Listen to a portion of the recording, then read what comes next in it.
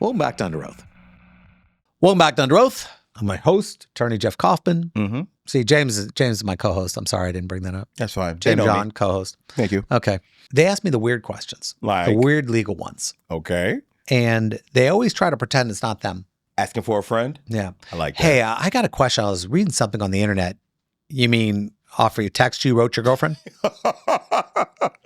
And I don't quite, people got mad at me because we did this thing the other day where I was talking about how my mother asked me legal questions sometimes. Yeah. My mother doesn't always ask me legal questions. But she does. But when she does, it's always something I don't want anything to do with. Really? So this one dude, this one jagoff in the comments goes, my mom's dead. I'd be grateful to be able to answer legal questions. Jesus, that's not, wow. Okay. All right. Really? Now, just so you know, I had an option. I had 5 jokes that I wanted to write under his mom's dead thing. As an attorney, you're taught to not to throw it back. Gotcha. Like a boomerang. Get it back. Mm-hmm. That joke comes your way, step out of the way, watch it flip around. Okay. Or say something and send it back. So I had like 5 bad jokes. Mm-hmm. And I'm going, you know how many people are going to lose their mind if I pick on this dude after he told me his mom's dead? Correct. And there were so many things like I wanted to say, like there was a line from this movie Better Off Dead where I wanted to go, I'm sorry your mom blew up. John Cusack. You know, there were so many great sides.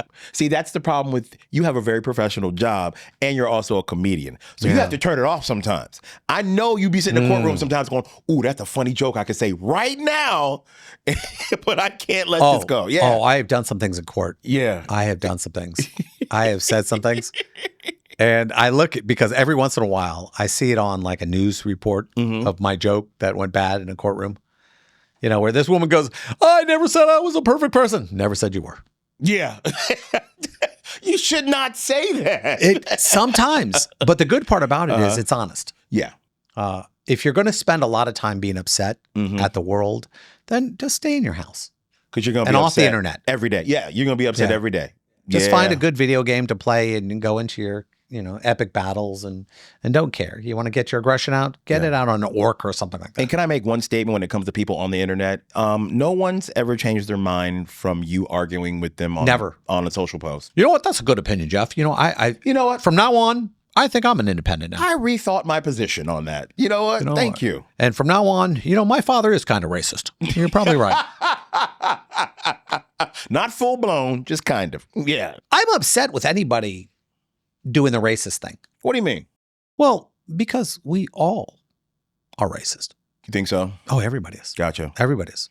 I think you might be right. Watch this. Let me ask you a question. Ask me. Go into a room of comedians. Just be honest with me. Yes. Be honest with me. You go in there, I'm going to change the fact pattern. You walk in. Yeah. 5 white dudes. Yeah. Doing country humor. Yeah. You walk in that room and you're going, oh, this is my people. Absolutely. We got a lot in common. I got to tell you what. See, I have a problem. I hang out with a lot of black comedians. You do. And I do not blend. You don't. I don't blend. I sit there and they go, hey, he's the token white guy. We do another show together. Thank you so much. Real laughs. And we had Bruce on. Bruce on. He was going, hey, man. Bruce he's a funny dude, but yes, he is. nobody would go, oh, I love that black comedian. Yes. He doesn't do like, hey, let's talk about cooking shows. No. But he saw you and said, hey, who's the white guy?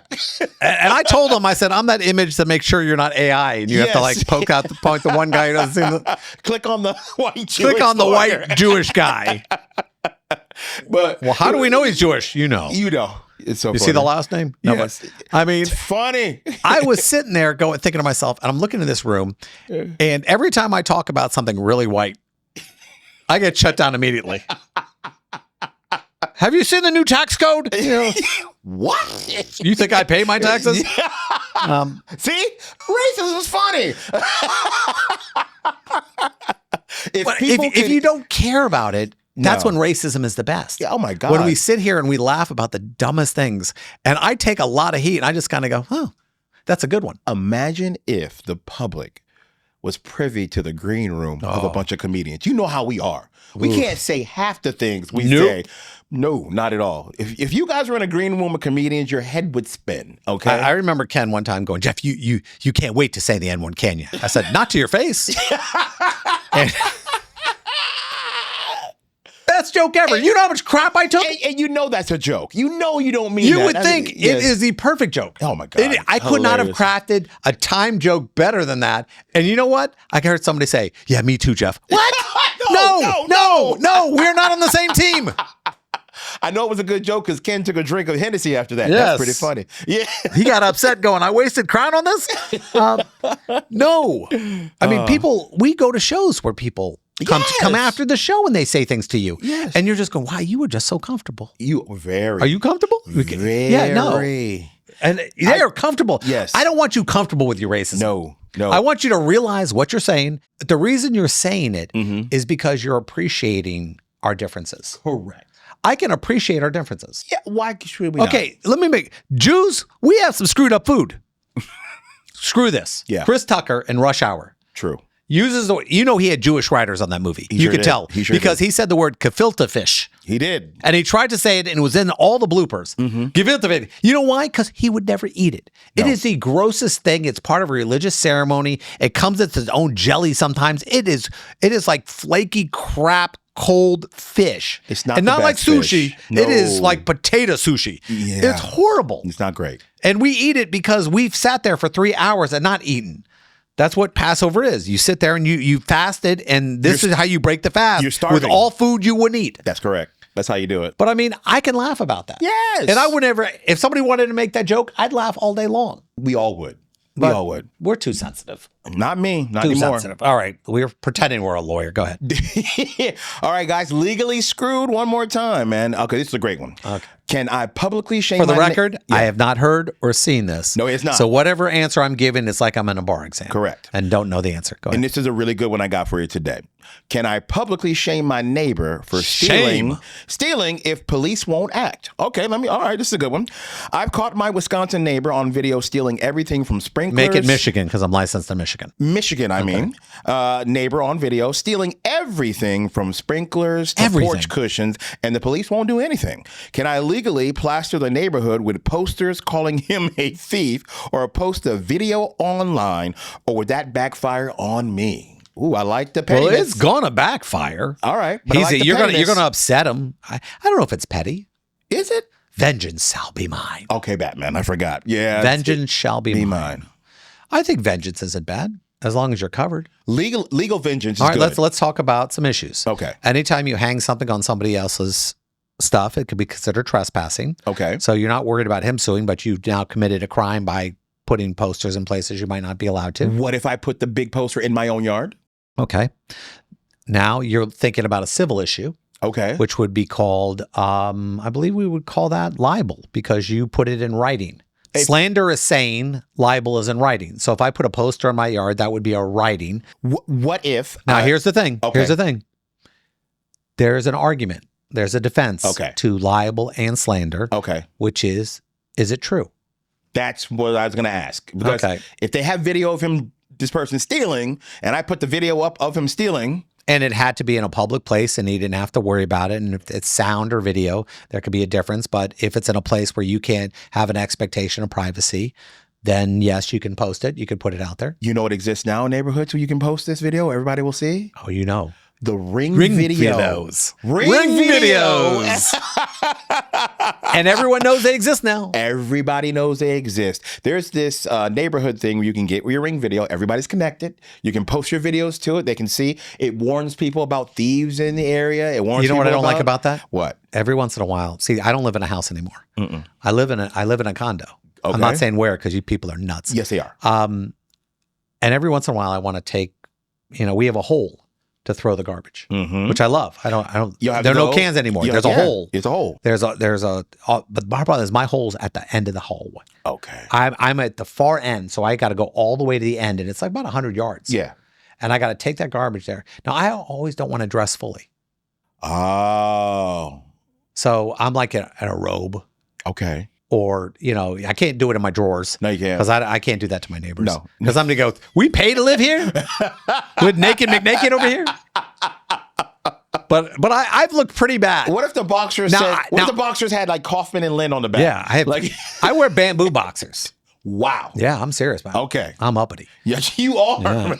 Yeah, bamboo feels nice. Does it really? Yeah, wild yam, nice. Wild yams. There you go. But no, I used to, when I lived in a house, sometimes I would run out wearing very limited stuff. We do that from time to time. Yes. But yeah, with the Ring cameras, they're going to look at Jeff and his. Everybody can see. And they post that too. They sure do. They go, look at Jeff and his drawers. Correct. And some men wear the banana hammocks. Bro. Oh, come on. Come on. And if I was younger, I would do it all day. Nah. I would just be funny. It'd be funny. Oh, that's Jeff and another Speedo. I can't do it. Because I look good when I was that age too. Well, you were in shape. And if they lasted, I'd be happy. There you go. I'd be like, look at me. I look good back then. To quote the great Bernie Mac, I can't wear underwear like that. I'm big bone. Bert Kreischer, man, he goes naked all the time. He drops. Well, not naked. He takes the shirt drops off. that He has shirt the jean off. shorts on. Has he? I wonder if he went full behind.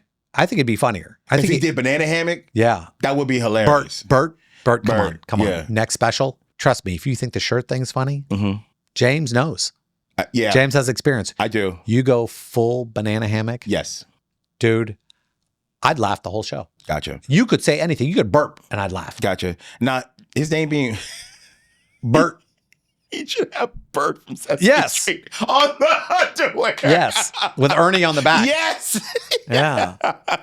So yes, you can, in this situation, you can do all of this, but you are asking to be sued. It's petty though. You're asking. It's petty. Hold on a second. Sometimes there are days that people need to pay for their actions. Okay. If you do something and you don't care and you have no remorse and you're a bad person and you do bad stuff. Yeah. It's like, I love these bully videos. Ooh. Where some dude tries to bully somebody and he gets knocked out. I love those. I love those. You know why I love them? Because every once in a while you need to learn, don't do mean stuff to people. Correct. Don't enter somebody's life in a negative way and not expect there to be any ramifications. Correct. So how about we just treat people the way we want to be treated? Agreed. And not be so selfish. And tip your Uber driver. All right. I'm attorney Jeff Kaufman. Together, my partner Craig and I do our typical two attorneys arguing. This is tough because I don't want to do it. I don't want to do it. But it was put on the table. Don't want to do I don't this? want to do this segment right now because I know what the topic is. I don't know what the topic is. I Tell me do. the I don't topic like is. it. What's topic? I don't. No, because You're we gonna can't have to win. tell- We we can't got win. 15 minutes. You know why? Because the audience, the people who listen to us on the radio, not on the podcast, but on the radio, are locals. And these are the people who hire us. And half of them will decide not to hire us after this segment. We've held out for a week and a half now. Are we choosing Burger King over McDonald's? Is that what you're telling me? No, we'd be okay with that because everyone's going to Popeyes now. Jimmy Kimmel got the boot off his show because he made a comment about Charlie Kirk and the way that he believes it happened and the way our governments might be lying to us about the way it happened. And he did this before a lot of facts came out. And I've been avoiding this topic because I don't know enough. I know certain facts. I know what I've been told, and I've read certain texts. I've heard the reading of the text by the prosecutor. But outside of that, you and I argue about this all the time about when you'll post something, I'll go, how do you know it's a fact? Well, I found it online. Yeah, it's becoming increasingly difficult to have any sort of trust in any Zero. organization. I can't trust anything.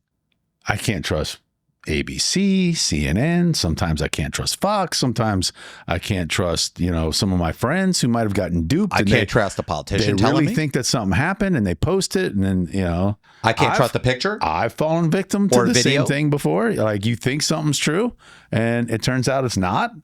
Last week I told you, I said, pull it. We're barely friends on Facebook. We can agree. That sounds like a great time. Barely friends on Yes, Facebook. I think you unfollowed me. I had to. No, I unfriended you. I just didn't unfollow you. I had to. But I had to defriend you. you friended me back. I had to because I felt bad. You felt bad for me. I felt we weren't being friends if I didn't. Well, a little bit. Yeah, a little bit. That is true. Because you know what happened. You did the right thing. You did the right thing by coming back. I thought I did the right thing by defriending you. No, I did that the was not wrong the thing right by thing. coming back. That's just the opposite. Because I still take the same heat. Oh, your friend Craig. You can take the same heat for me, whether you're following me or not. Not so from you. might- I'm talking about everybody else who goes, what's No, wrong with your partner? I mean, for me. Okay. Yeah. All right.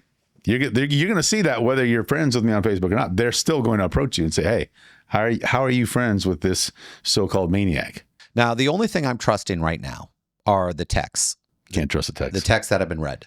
Can't trust a text. Well, the partner gave him the text. The roommate gave him the text. Gave the text. Those over. texts, Could be and I spurious. hate to say it. Oh, I no hate more to say fake it. news. No, I know. I don't think those are the real texts. Or do you think the government did that? Yep. Oh, my God. Yep. I sure do. Okay. I hate saying it too. I hope but everyone enjoyed the show. We're going, no. that's not how young men talk to each other. It's not.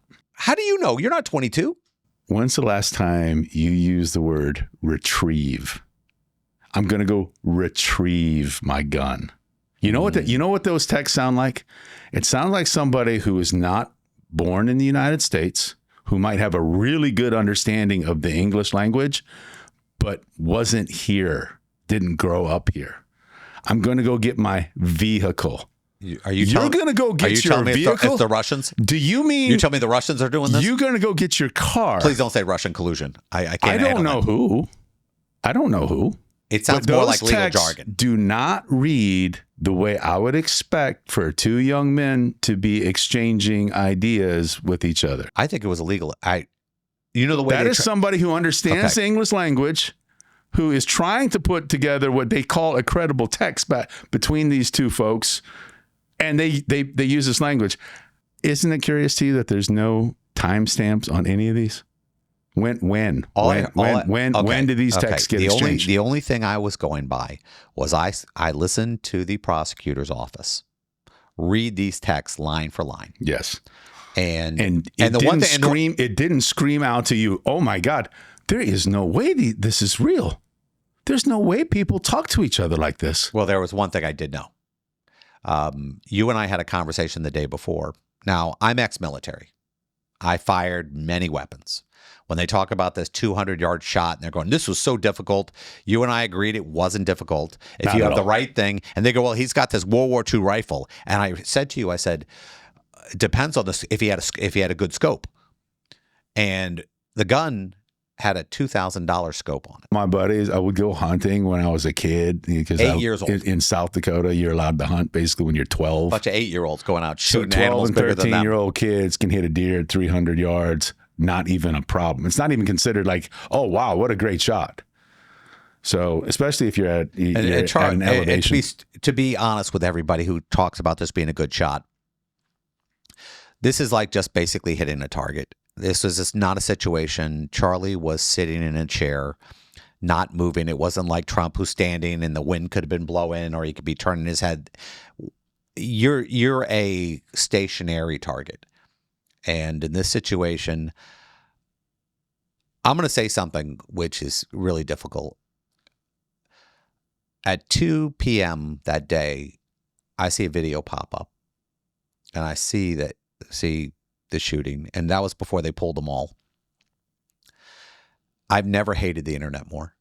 Yeah, it was pretty tough. I've never hated the internet more. I've Tough never couple of hated days, for social sure. media more. Yeah. I never hated people who decided they were going to show these videos because It's shocking to see people celebrate the death of what at least half of America would consider a good man.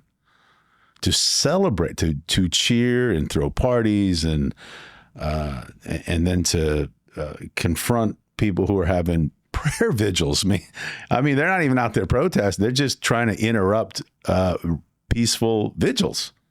That they have that much hate in their heart. It's unbelievable. It's unsettling to see. Whether honestly. you use it for hate or you use it for benefit, it's still terrible. Use it for a point. And I've seen it used both ways. I've seen it used, oh, see, these people are crazy. Hey, see, he deserved to die because he was crazy. Both parties use it. And guess what? I'm going to be honest with everybody here. And not that I lie to you normally, but here's the fact. I deleted a bunch of you on both sides because the idea of this terrible moment being used in a positive or negative way is painful. And I don't want any bit of it. And the idea we're talking about it right now just goes to show you how stuck we are, that we have to have this conversation. We feel a need. So when the producer stuck this thing in my lap, I go, I ain't doing it. So what am I doing? 7 minutes of this now. The sad thing is this, and I'm not going to say a father died, a husband died, or anything else, because every day somebody gets killed on our streets that they didn't do anything about, in their cars, walking into a 7-Eleven. There are so many people killed for stupid reasons. You can't relate this to just a common everyday murder. This is bigger than that. It's way bigger than that. This was a message. It was a message from a certain political group to another political group. This was an individual who made a choice. He believed that this was, and this is, you and I can agree on one thing. I am so sick of this concept. Well, it's not legally right, but it's morally right. Morally right is determined by some idiot a-hole sitting in a chair going, I'm morally right. Why are you morally right? Well, because my friends on Facebook say I am. Well, you can only call somebody Hitler so many times before you incite a deranged, mentally off person on your side. How many times did I have to see Obama this, Obama that? Remember the big joke we do? Thank you, Obama. I mean, nothing. Both sides do it. They make villains out of each other. I'm watching Congress the other day. I'm watching the head of the FBI and Adam Schiff, the senator, basically act worse than I ever acted on any playground. And this was in our Capitol. This was in front of the whole world. Oh, look at you two children acting like complete a-holes. The standards for statesmen have been dropped to an unrecognizable level now. I can't see it. I have no idea how these people are pretending to represent us. You can't even trust. Even when they're right, you can't listen to them because they've literally pulled away everything we believe now. And because we're catching them. We know they're lying. And this is the problem. I remember growing up, I was actually in kindergarten, and the teacher wheeled this old TV in, and I'm old, wheeled this thing in, and it was Nixon leaving the White House. Oh, you are old. Because he got caught lying. And it was unacceptable.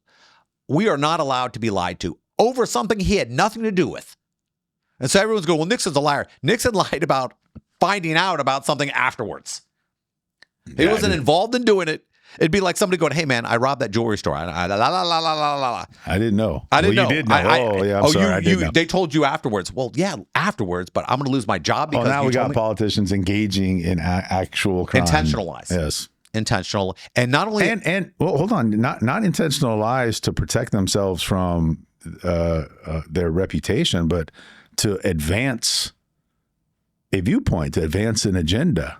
I had you read a book, The 48 Rules of Power, and you were sick. You were physically ill. Yes, when I talked to you because the author of that book he was telling you what goes on in the world. He was telling you how to manipulate people in how people evil, do it. Yes, in an evil way. Exactly. And I said it's not for you to follow; it's for you to know, to recognize when somebody's doing it to us.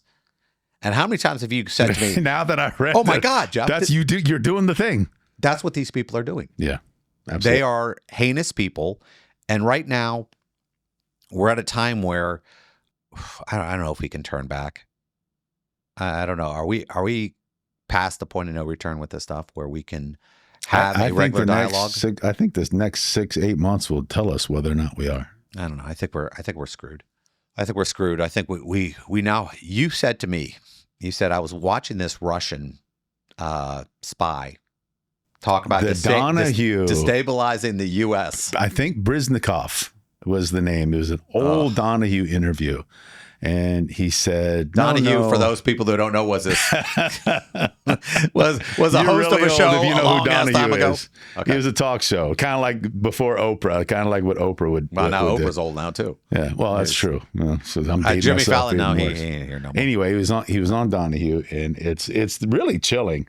Because he said, listen, no, it's the James Bond stuff. That is 5-7% of the money that Russia spends on espionage. The other part is to what we call demoralize the citizens of the United States. And what I mean by that, and what he was explaining to Donahue, we wanted to demoralize the country so that you wouldn't be able to know what the truth was anymore. If we've made it so that you couldn't tell what the truth was, that's when a country becomes demoralized, and that's when you can take them over. So if you take somebody, you show them pictures, you show them evidence, they still don't believe it. Yeah. When you've reached that point, that's the point of demoralization, and that's when the country is at its weakest. That's where we are right now. We have on both sides people who will look at actual evidence and just refuse to believe it, or, well, that was made up by the other side. I did it right now in disputing the veracity of the text. I don't like I it. did the same thing that he predicted that I was going to do, and I see something official from the government, and I don't believe it. Watch this. Red pandas, cat videos, and buying property in Singapore. That's all I'm going to check on the internet from now on. We'll be back in a few, and you know where I'll be. You know, that's the greatest thing about doing what you love. Every once in a while, you get to go, okay, now I got this, and now I get to do this.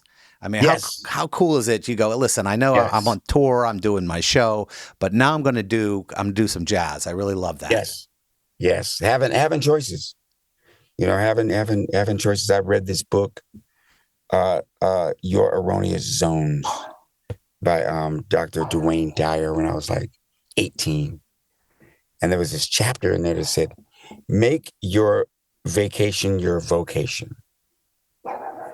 And in the chapter, basically, it talked about when you find something that you love, it's no longer a job. It becomes a way of life. I agree with that. The hard thing for me, though, and I've learned this in my life, the more money you need to make, the less happiness you get out of it. You better believe it, man. If it's, that's why they call it currency, man. It just flows in and out. If you can get used to that concept, things will be a little bit easier, you know? You know, you get to do, it's strange. I'm from Orlando. I'm also a stand-up. I had a buddy of mine who got to work with you. And he said one of the things that I do all the time after my shows, I make sure I say hello. I sign whatever I need with everybody who comes to the show. Me too, man. Me too. Because it's a gift. It's a gift, man. You know, it's a gift that I got freely. You know, and in order for me to keep balance, and this isn't something that I knew that I'm such a cool guy. You know what I mean? I had some experiences in my life that taught me that I'm not the dude, you know, and got to really look at things differently and say, you know what? This is an extraordinary job to have. First of all, I had to realize it was a job. Just because it wasn't like my job at IHOP doesn't mean it wasn't a job. You know, me not looking at it as a job and looking at it as this dream come true thing really kind of skewed and messed with my balance. Yeah. You know what I mean? Yeah. But when I realized that it was a job, I realized it was the best one I've ever had because I could really be myself in my job. And I've always been friendly. I've always wanted to talk to people. I've always wanted to be accepted. You know, I always wanted to do good things, you know? And in the meantime, you get beat up, you get your heart broke, you get betrayed and all the things that we grow up to. And even on the customary jobs, what's there? You know, we live in a capitalist society. The one thing I don't like about it is there has to be losers for it to work. How tough is it? Because you mentioned something. You go, listen, it's hard to be the dude. You got to be aware you're not the dude.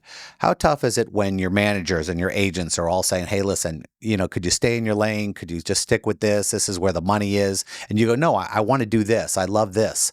How tough is it not to drown out the voices? When you finally realize that you'll be much happier doing what you want to do, then that becomes insubstantial. And also the good thing about it is that the more successful you are, at things you get pushback from, it actually changes them in a way. They either go away or gravitate towards you. You know? Yeah. I was thinking about something because I was reading it that about trust issues, trust with people who come into your life.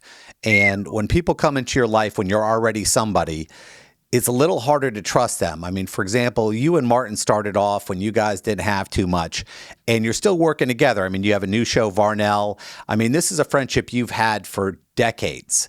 You know, how important is it to you to stay working with these people who helped, you know, how to say, craft your world? It's come with the territory long enough, you know? It's come with the territory long enough where I can tell you right now, last night I was up, thinking a lot, you know? Which just was like that and this, maybe that and that and this, and then thank God, here comes that comment again that says, hey, shh, you're not getting anywhere with that. Remember, live and let live. Don't stand over a pot waiting for it to boil. If you think you can think yourself into success, then go play the lottery. And finally, I started seeing me again. Yeah. The hardest thing in the world is to know that you can't change things and concede it. It's a tough thing for a lot of people. A lot of people don't have that ability to turn. They say, oh, I'm doing something. They can't stop. They can't go reevaluate and go, this isn't good. I don't want to be doing this. Mm-hmm. And when projects come up, you have to make those choices. I mean, how does a project like Varnell come up? A 5-year wait, a friendship that lasted a long, long, long time. And one phone call, taking a chance to call, a friend of mine that I did 2 episodes on his show, which is a talk show, late night talk show, and said, hey, there are no Black late night talk show hosts. Why don't we do the Varnell Hill show? And he said, let's do it. But it took 5 years, I mean, that's 5 years. I grew up with Arsenio Hall. I remember that and that lasted for such a long time. And I think that gave a lot of opportunities out there. Do you think somewhere we lost that? We didn't lose it. There's just other vehicles out there that replaced it. Our phone replaced it. Social media replaced it. Reality TV replaced it. The car replaced the horse, but the people that had horses definitely traded theirs in. You can still ride a horse and you can still drive a car, but I'm sure they were going, that thing can't even go up a hill. And now you can't live without one. Or remember Elvis, white kids, in the 40s and the 50s weren't allowed to listen to Black people singing music, and Elvis comes along and loves that music. And all of a sudden it opens up a whole world. So the parents of those children, were made to think that way. But had it not been for individuals like us, people couldn't see things differently. So I try to prevent myself from being that. I can go, hey, this isn't the same and that isn't the same and that isn't the same, and accept that, but know that I'm changing too, but I'm bringing my collective wisdom to it. I remember watching Carol Burnett in the interview, and they said, one of the girls said, would you like to be 21 again? 18 again, And she said, yeah, if I can take my 76-year-old mind with me, you hear that, and you mentioned streaming, you mentioned everything. I mean, like, this show wouldn't have existed 10 years ago because we wouldn't have been able to do it because of the technology. But Right. I also see the shots I take sometimes, and I wonder, okay, I learned from it. I'm not going to do it again. I mean, like, for example, I can say 2 words and you're going to go, I get it. Wife swap. Right. Right. You know, that's something you're going to go, yeah, I thought at the time it was the right choice. Yeah, man. Well, that actually was influenced by my wife, because she was actually pointing out the fact that no one knows you have a family. Okay. No one ever looks at you as this father and this husband, and they look at you as a comedian, and this is a chance for them to, And I wanted to get a Toyota 4Runner, and she said, "This is the way you can pay for it." And, You want that car. You want that car. Yeah. And plus, this is the way to get that. You know what I mean? And so, and then I hooked up with nothing at the end of the day, nothing is bad if your perception's good, So I got to hang out with a kid that I met years ago that was a big star when he was only like 12 or 13. Yeah. Oh yeah. And he has turned out how he's turned out.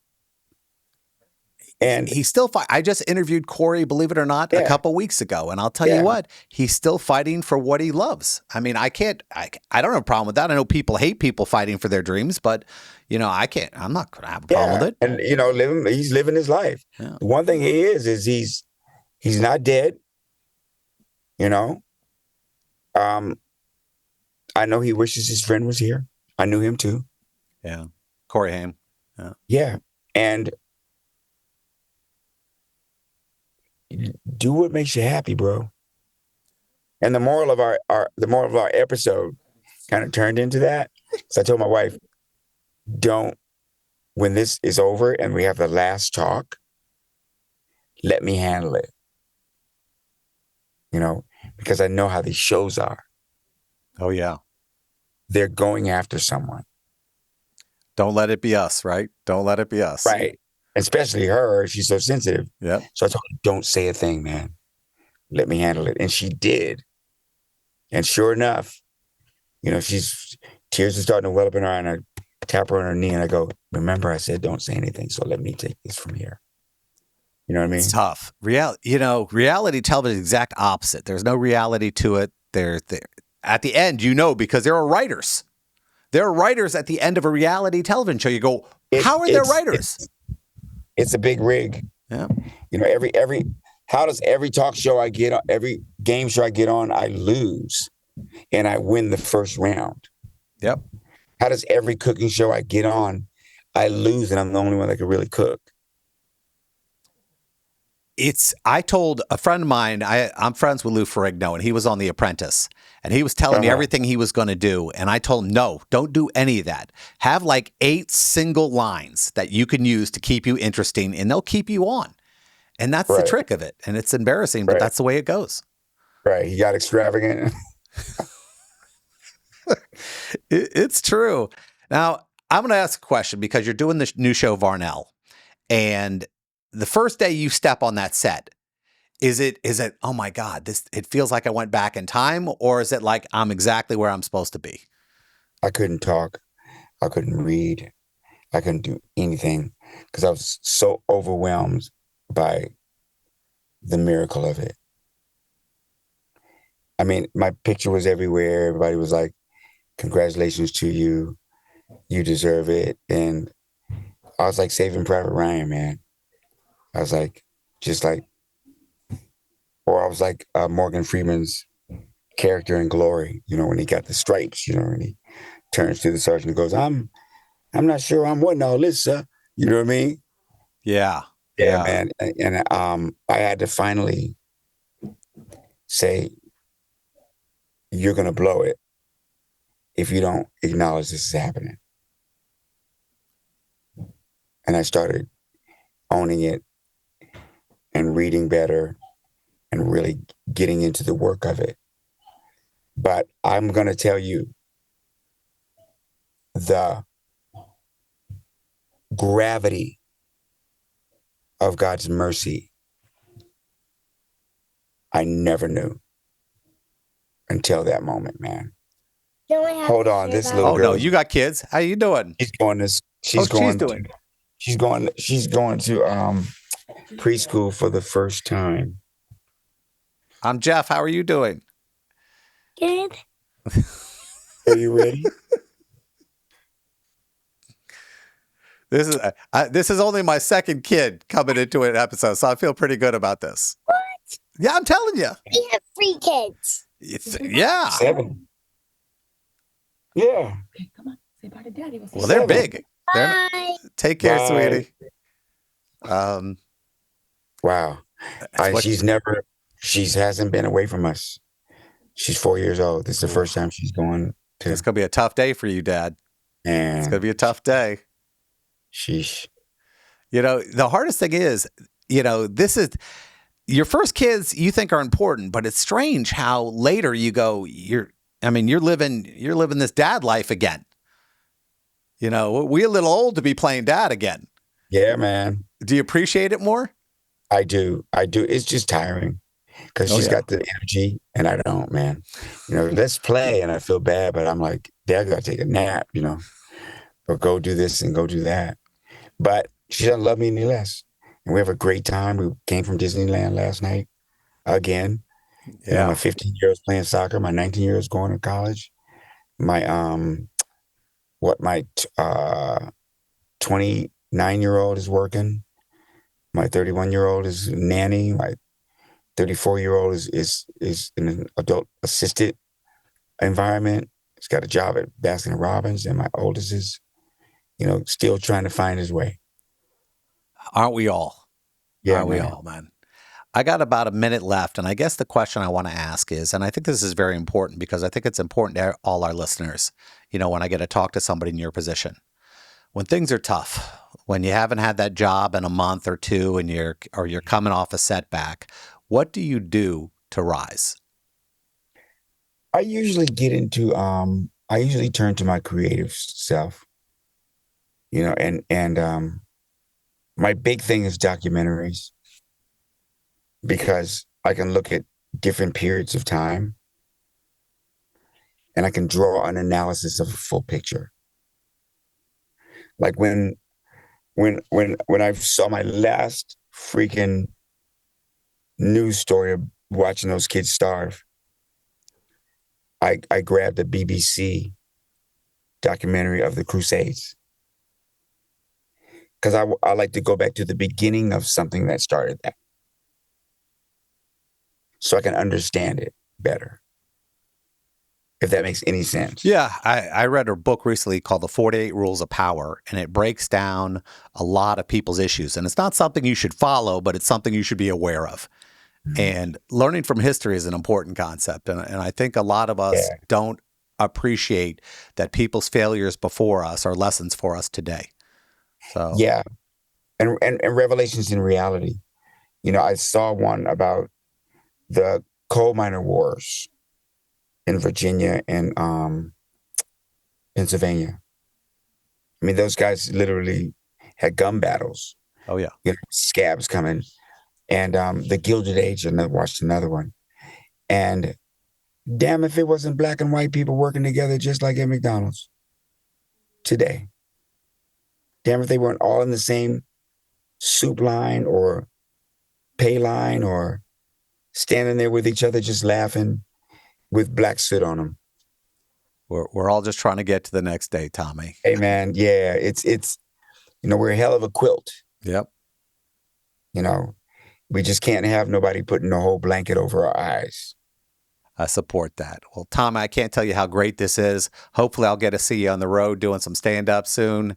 And hey, have a good day and hope your daughter has a fantastic one too. Hey, man, I wish you all the great guests in the world. Well, that wraps up today's show. I'm attorney Jeff Kaufman. Thanks for joining us. Special thanks to my 2 co-hosts, my good friend, professional comedian James John, and my law partner, Craig Lind. This show is sponsored by Cobb & Lynn. If you or someone you know has been in an accident, contact us at 407-500-JEFF or 407-500-5333 for a free consultation, or visit us at whenyouneedus.com.